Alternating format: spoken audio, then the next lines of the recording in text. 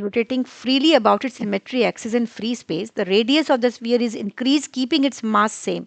Which of the following physical quantities would remain constant for the sphere? And these are the option. हमें मालूम है moment of inertia एक solid sphere का होता है 2/5 mr²। Torque का रिलेशन होता है एंगुलर मोमेंटम के साथ में tau is equals to dl/dt। अब ये फॉर्मूला हमने क्यों यूज़ किया? क्योंकि हम फ्री स्पेस की बात कर रहे हैं। अब हमें ये भी मालूम है एंगुलर मोमेंटम होता है L = I omega. Free space में एक्सटर्नल टॉर्क जीरो हो जाता है।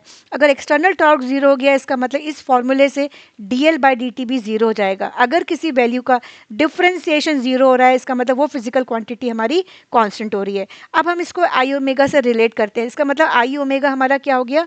कांस्टेंट हो गया। अगर आई ओमेगा कांस्टेंट है इसका मतलब एक वैल्यू हमारे को दूसरे वैल्यू से इन्वर्सली प्रोपोर्शनल होगी।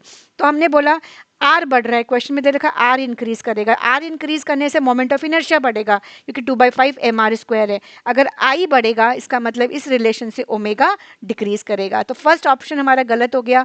सेकंड भी हमारा गलत है, मोमेंट ऑफ इनर्शिया भी कांस्टेंट नहीं होगा, एंगुलर वेलोसिटी भी कांस्टेंट नहीं होगी, rotational kinetic energy half I omega square भी कांस्टेंट नहीं होगा। But when you talking about angular momentum will remain conserved और कांस्टेंट। तो इस क्वेश्चन के लिए बस याद रखो एक्सटर्नल टॉर्क नहीं है तो एंगुलर मोमेंटम हमेशा कांस्टेंट रहती है। ऐसे ही नीट और जेई के कॉन्सेप्चुअल क्वेश्चन के लिए फिजिक्स वेव को सब्सक्राइब करना मत भूलना।